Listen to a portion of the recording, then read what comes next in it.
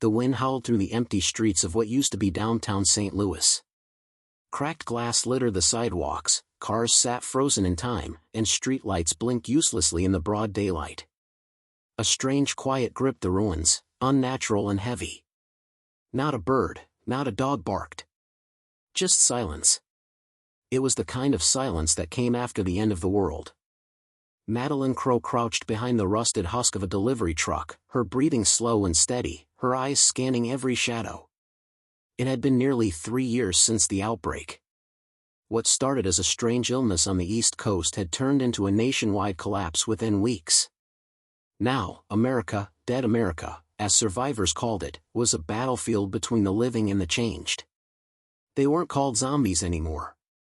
People had given them all kinds of names, hollow ones, gray walkers, echoes, but whatever the label, they were relentless. Madeline had seen entire towns overrun. She had seen people turn in minutes. She had seen worse things, too, things done by humans who had survived. From her position, she could see the old courthouse, its dome now shattered, standing tall over the ruins. That was the meeting point. She'd been contacted by a group called the Spark. They claimed to be gathering the last willing survivors for something different, not just hiding, not just surviving, but fighting back. She wasn't sure what to believe. Hope had become a rare thing. A faint shuffle of gravel made her grip tighten on her baton. She turned quickly. Just a cat. Thin, hungry-looking, its ribs showing beneath patchy fur. It stared at her for a moment before disappearing into the wreckage. Even animals had learned how to hide. She moved cautiously toward the courthouse, stepping over collapsed beams and broken pavement. Each step felt like it echoed in the hollow city. That's when she saw him, an older man, posted at the doorway of the courthouse. He held a hunting rifle, but it was lowered. "You Crow?" he asked, voice low and scratchy like he hadn't spoken much in days. "Who's asking?" "The name's Briggs." "You're late." Madeline narrowed her eyes. "I had to take a detour. Some of your markers were gone. That's because others have been watching. Not all survivors are friends." He stepped aside and motioned her in. The courthouse interior had been turned into a makeshift camp. Old flags still hung from cracked marble walls. A group of about 20 people gathered around a large table in the center of the hall. They looked up as she entered. A young man with a clean face and steady eyes stepped forward. "You made it," he said with a nod. "I'm Lucas. I lead the Spark." Madeline studied him. He didn't look like a leader, he looked like a college student who had read too many history books.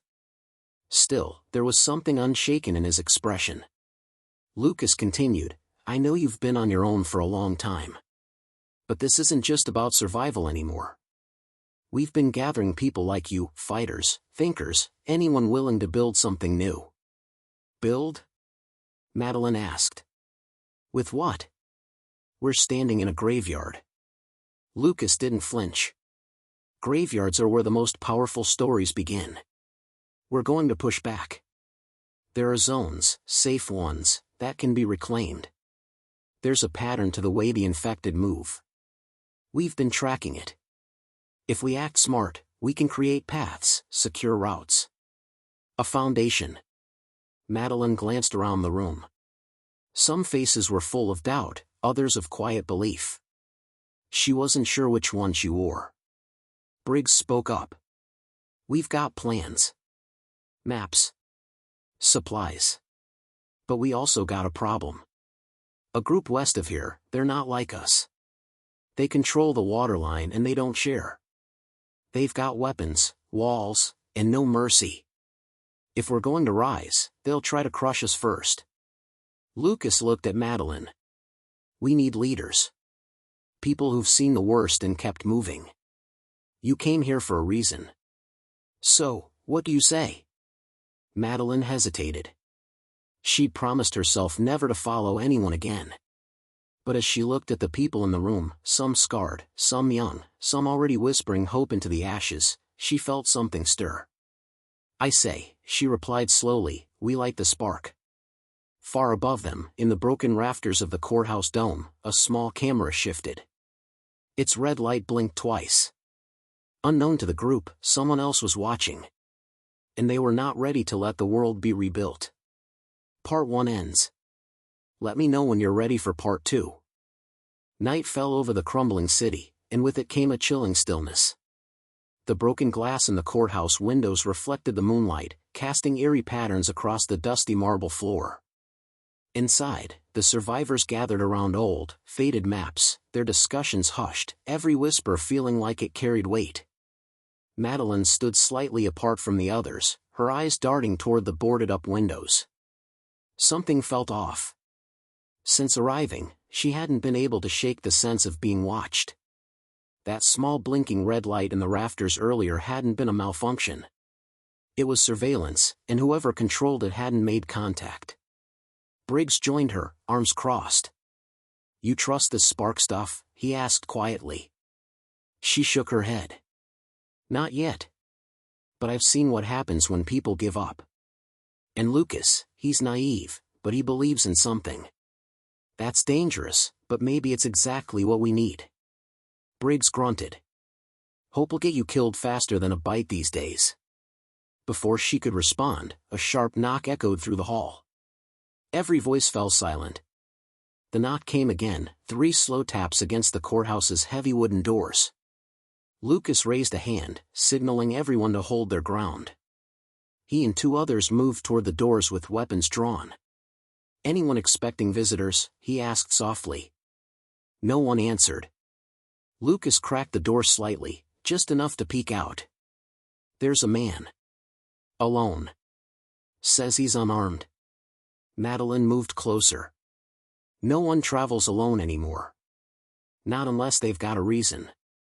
Lucas gave her a nod. "Cover me." With a slow creak, the door opened wider, and the man stepped in. He wore a tattered brown coat, dust clinging to every inch of him. His eyes were alert, too calm for someone who claimed to be alone. "I heard the signal," he said. "Your radio broadcasts. I've been following them for weeks." Lucas eyed him carefully. "What's your name?" "Call me Simon." "You came alone?" Simon nodded. "Been alone a long time. Saw your flyers, heard your recordings. Thought maybe, just maybe, you were real." Something about his voice didn't sit right with Madeline. It was smooth, rehearsed. She stepped forward. "What do you want?" "Same thing you want," Simon said, smiling faintly. "A chance." Lucas seemed convinced. "We could use more hands. We're planning a mission in the morning, to scout the waterline west of here." Simon's eyes flicked with recognition, just for a moment. "Dangerous. You sure that's where you want to go?" Briggs noticed the change too. "You know something we don't?" Simon hesitated, then nodded slowly. "There's a group out there. Heavily armed. They don't tolerate strangers. They call themselves the Order. You cross into their land, you better have a reason or a death wish." Madeline crossed her arms. "And how do you know all that?" "I've seen them. Kept my distance. But I listened. They're building something. Bigger than what you have here. Tighter control. And they've got patrols moving closer to this zone every day." Lucas frowned. "Then time's running out." He turned to the group. "We move at first light. We need eyes on their position. If they're expanding, we need to know how fast and how far." Briggs muttered, "We could be walking into a trap." Madeline looked at Simon again. "Why warn us if you've survived alone this long? Why now?" Simon smiled again, but it didn't reach his eyes. "Because maybe I'm tired of watching the world burn." That night, few slept. Madeline took the rooftop shift. The air was cold and still, and the city lay below her like a graveyard, quiet, dead, but not empty. She scanned the streets through binoculars. No movement. But something in the shadows shifted. She caught a glimpse of figures, 3 of them, just beyond the edge of the old library down the block. They weren't infected. They moved with purpose, like scouts. She whispered into her walkie. "Lucas, we've got movement northeast, near the old library. Not infected. Armed.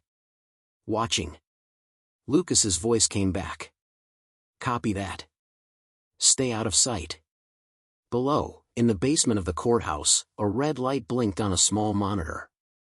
A voice crackled through a hidden speaker, flat and cold. "Target has entered. Simon is in place. Courthouse will fall within 72 hours. The uprising ends before it begins." The monitor shut off. And upstairs, Madeline's hand tightened on her binoculars. Deep inside, she knew something was coming. Something worse than the infected.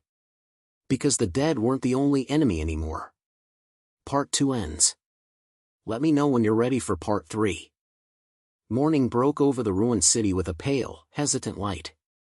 Inside the courthouse, the survivors moved with quiet urgency. Lucas gathered the group around the large, stained map on the table. The waterline, critical for survival, was marked with jagged lines, dotted with red zones that indicated danger. The Order's territory sprawled ominously across the western edge. Madeline watched the faces of the others, some tight with fear, others steeled with determination. Every one of them knew this mission was a turning point. It wasn't just about scavenging supplies anymore. It was about making a stand. "Here's the plan," Lucas began, pointing to the map. 2 teams. One will scout the water treatment plant to the west. The other, led by Madeline and Briggs, will move around the perimeter, looking for patrols and any weak spots. Madeline nodded, feeling the weight of responsibility settle on her shoulders. "We move fast. We keep quiet. If we spot the Order's patrols, we avoid them unless absolutely necessary. We don't want to alert them." Simon stepped forward. "I can help with scouting. I know some of the routes near their territory."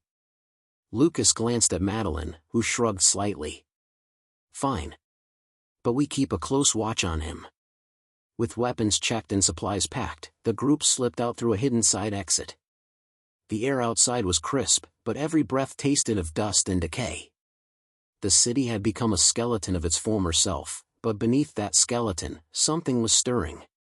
As Madeline's team moved silently through the back streets, she felt a familiar chill in the air, one that wasn't caused by the cold.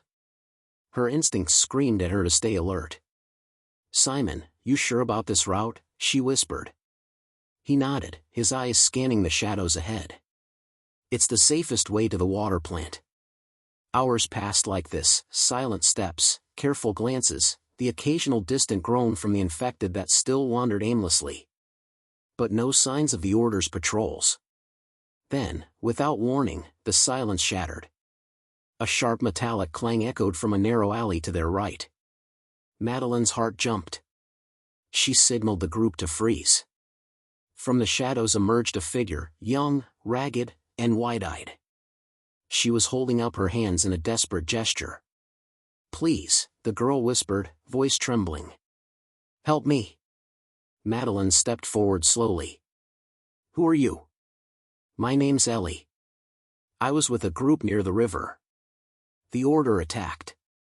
They took everything and left us for dead." Briggs frowned. "How did you escape?" Ellie looked down, her fingers trembling. "I ran. I don't know where the others are." Madeline exchanged a quick look with Lucas, who had quietly joined them from behind. "We don't have time for detours," Lucas said sharply. "But she might know something useful." Ellie's eyes widened. "They're planning something. Bigger than patrols. They're gathering weapons and people. They want to push further east. They'll crush anyone who stands in their way." Madeline's mind raced. This wasn't just a fight for supplies, it was a battle for survival itself. Suddenly, a low growl echoed nearby. The group froze again.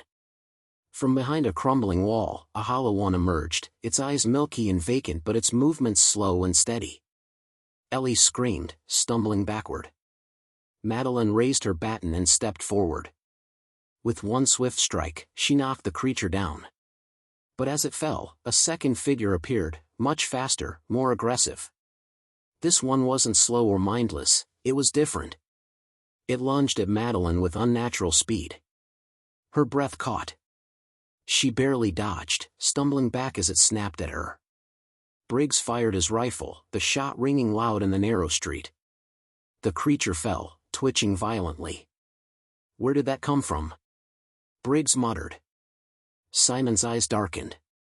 They're evolving. Not just the infected, something else is happening. They're getting smarter, faster. Madeline glanced at Ellie, who was now clutching a makeshift weapon. We need to move. Now. The team sprinted through the maze of alleys, heartbeats pounding in their ears. Ahead, the water treatment plant loomed, a massive, rusted structure surrounded by chain-link fences and broken gates.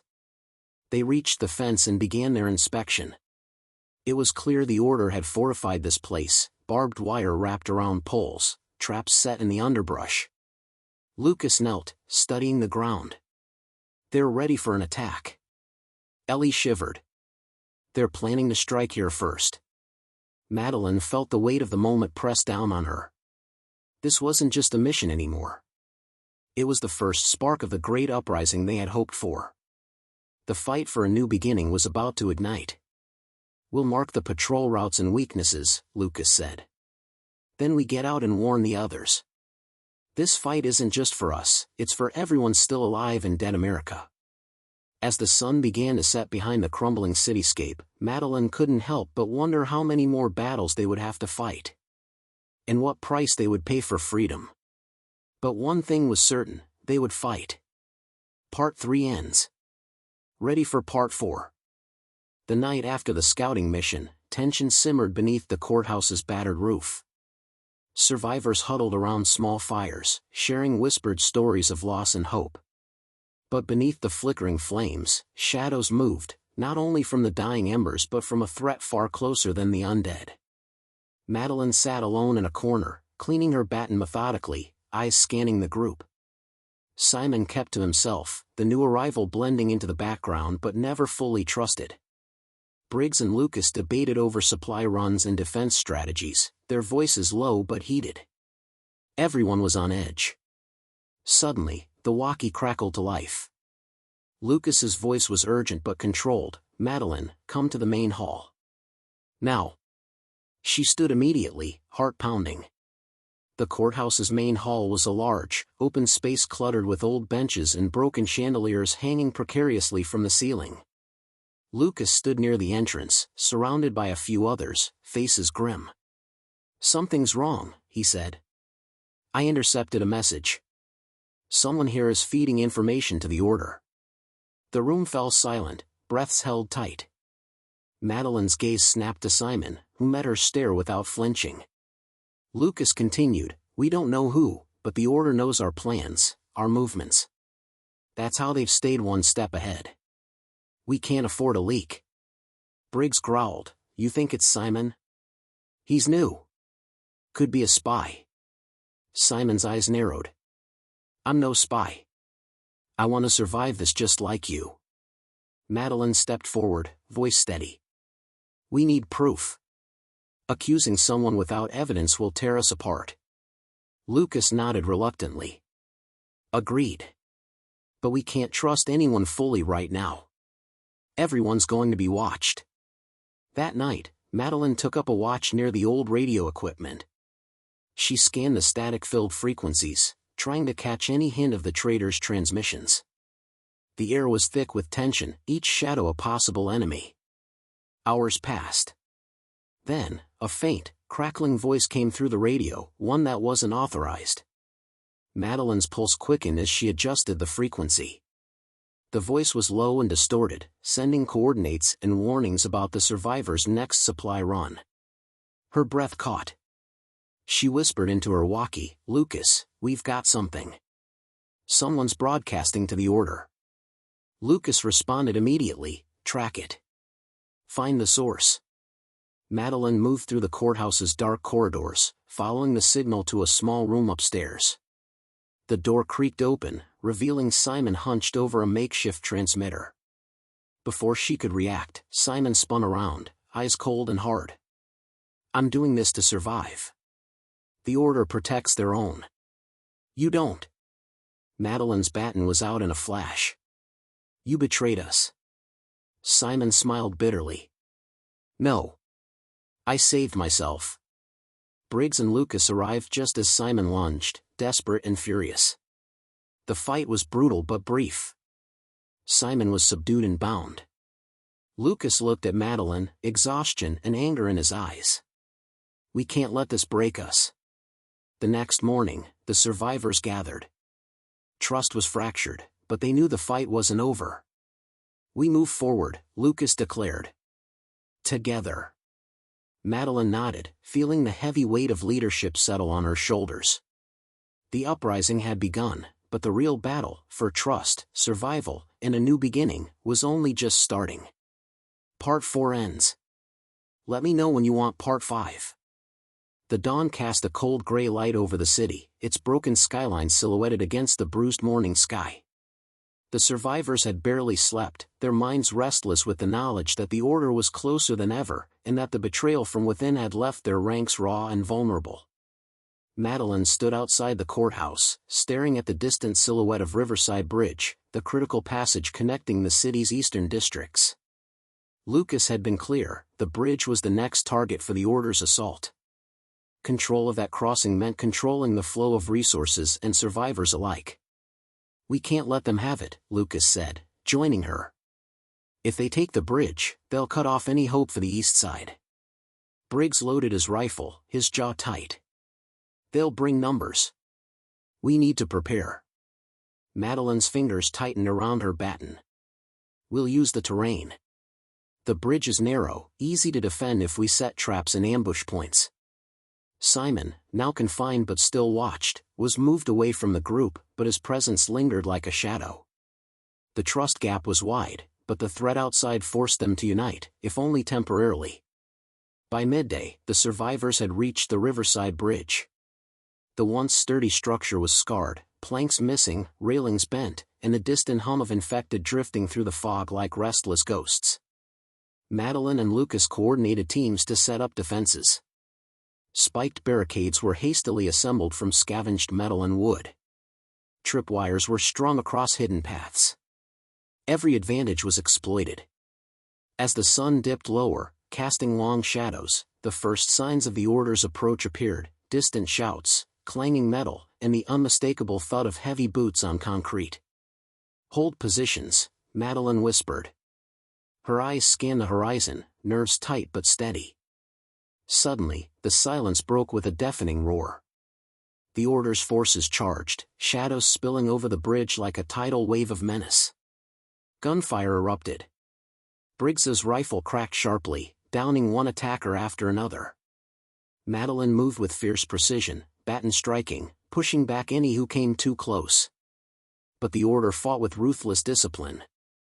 Their leader, a grim figure known only as Cain, was seen at the front, commanding, brutal, relentless. The battle turned brutal and chaotic. Some survivors fell, others fought with desperate courage. Madeline found herself face to face with one of Cain's lieutenants, an agile, cold-eyed man wielding a serrated blade. They clashed fiercely, steel against baton. The lieutenant lunged with deadly speed, but Madeline's quick reflexes allowed her to parry and counter. With a sudden, powerful strike, she incapacitated him. Around her, the fight raged on. The Order pushed forward, but the survivors held firm, their traps turning the tide against the invading force. Suddenly, a scream tore through the chaos. Ellie, the young girl who had warned them days before, was trapped under debris, surrounded by infected. Madeline broke through the fight and rushed to Ellie's side. Using all her strength, she pulled the rubble away and helped Ellie to her feet. Go! Stay close! Madeline urged, leading Ellie back to the safety of the barricades. The sun disappeared beneath the horizon, leaving the bridge shrouded in darkness and smoke. The survivors had won this battle, but the cost was high. The Order had retreated, but their threat was far from over. Lucas approached Madeline, bruised but alive. This fight's just beginning. But we showed them we won't back down. Madeline looked out over the bridge, the quiet after the storm filled with distant groans of the undead and the whispered promises of war. "We fight for dead America's new beginning," she said quietly. "And we will win." Part 5 ends. Ready for Part 6? Just say the word.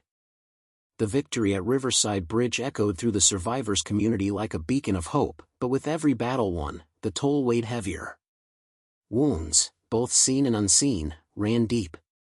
The survivors knew the fight was far from over, yet an uneasy silence had settled among them, as if the shadows themselves whispered warnings.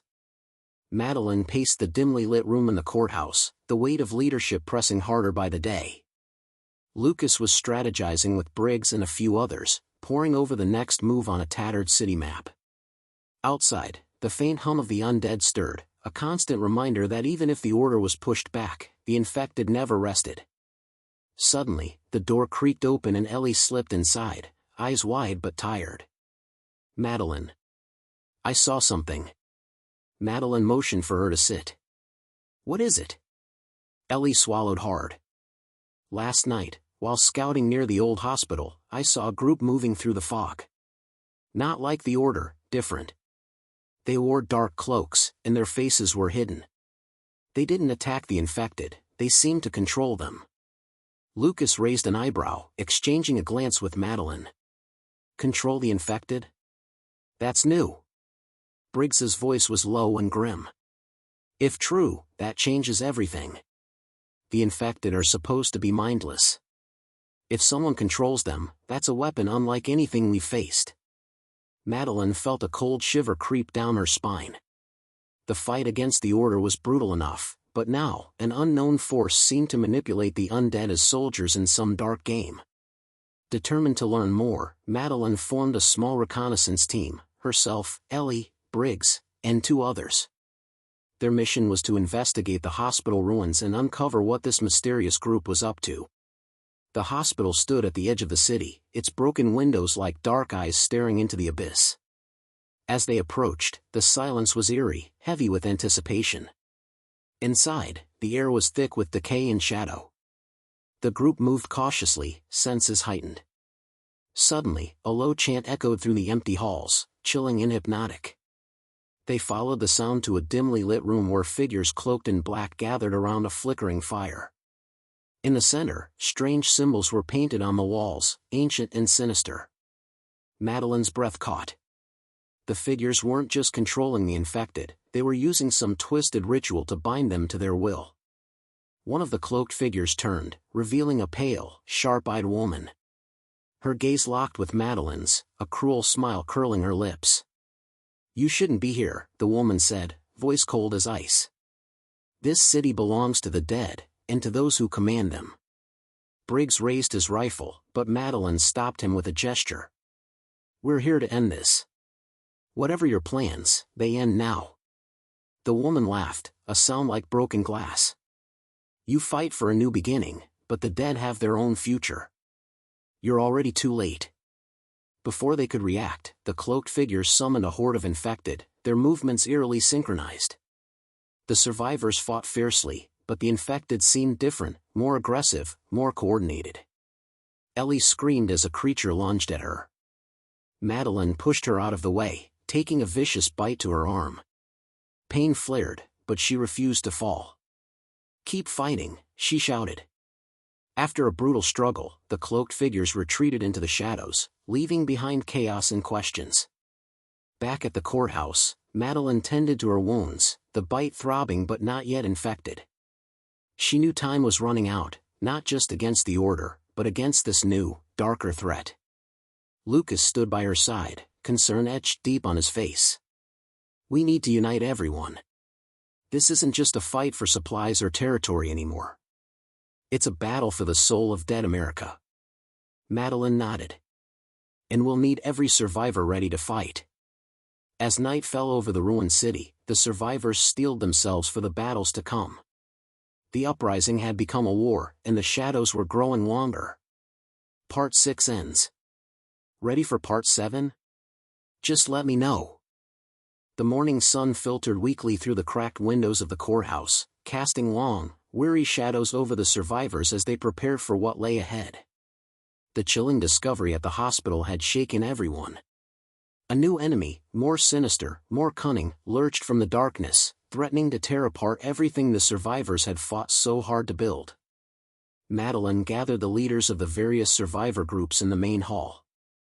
Lucas, Briggs, Ellie, and others sat around a makeshift table littered with maps and supplies. The room buzzed with unease, eyes flicking toward Madeline as she rose to speak. "We've faced the Order," Madeline began, voice firm but measured. "We've fought the infected. Now, there's something worse, someone who controls the dead. They use dark rituals to bend the infected to their will." A murmur rippled through the room. Briggs slammed his fist on the table. "We need to strike first. Find them and destroy them before they grow stronger." Lucas shook his head. "Rushing in blind will get us killed. We need to know more." Ellie, sitting quietly, finally spoke. "I think we can find an ally. When I was scouting, I heard rumors from another survivor group out near the river. They've been fighting the cloaked ones too, and they want to join us." Madeline nodded thoughtfully. "We can't fight this war alone. If there's a group with experience against these dark forces, we need them." The plan was set. A small delegation would journey to the river's edge to meet these potential allies. Madeline chose herself, Lucas, Ellie, and Briggs to make the trek. The journey was perilous. Ruined streets, lurking infected, and the ever-present threat of the Order shadowed their every step. But the promise of allies kept their spirits alive. After 2 days, the group reached the river settlement, a cluster of fortified buildings nestled among the twisted trees and waterlogged streets. Guards eyed them warily but allowed them entry after Ellie vouched for their intentions. Inside, they met Miriam, a fierce and pragmatic leader with sharp eyes and a no-nonsense demeanor. She welcomed them cautiously.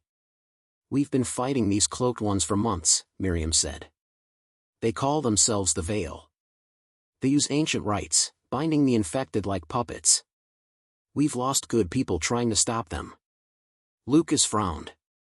"What do you know about their leader?" Miriam's face darkened. "A woman named Celine. Cold, ruthless. She's the one who led the ritual Ellie saw."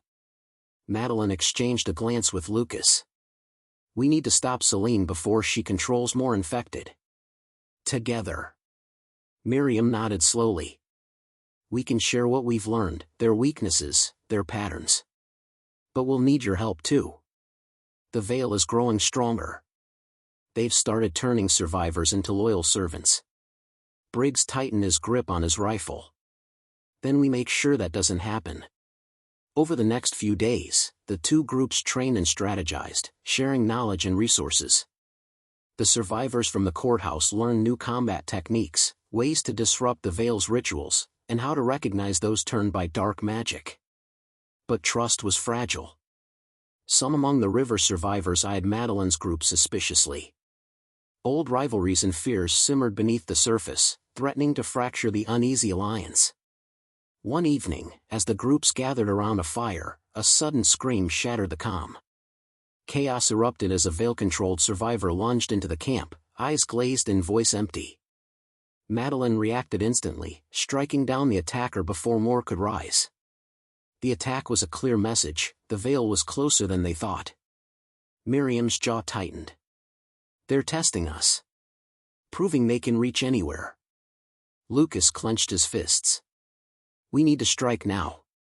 Hit their stronghold before they grow too powerful." Madeline took a deep breath, feeling the heavy weight of command once again. "We'll need every hand for this mission. No mistakes." As the survivors prepared for what could be their most dangerous battle yet, the line between ally and enemy blurred.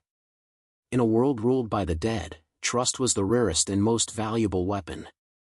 The uprising had grown beyond survival; it was a fight for the very future of dead America. Part 7 ends. Let me know when you want Part 8. The night before the final assault was heavy with anticipation. Around the flickering campfire, the survivors prepared quietly, minds sharpened by the battles behind them and the unknown dangers ahead. Madeline stood apart for a moment, gazing at the first stars peeking through the cracked ceiling of the night sky. This was the last stand, not just for survival, but for the chance to reclaim their world from the grip of darkness. The Vale's stronghold was nestled deep within the old industrial district, a maze of crumbling factories and shadowed alleyways. It was a place where the dead walked with purpose and the living risked everything with every step. Madeline reviewed the plan with Lucas, Briggs, Ellie, and Miriam. The strategy was simple but dangerous, a coordinated strike, using everything they'd learned. Disrupt the Vale's rituals, destroy their leadership, and free those still caught in the dark control. As the sun began to rise, casting a pale light on the battered city, the survivors moved out. Silence ruled their march, every footstep a promise of defiance. They reached the stronghold as the first light touched the factories.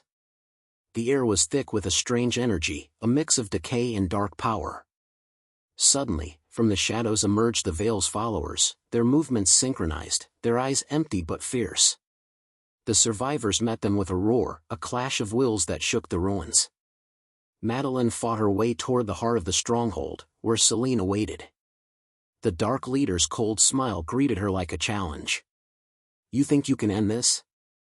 Celine hissed, voice echoing through the chamber. "The dead belong to me."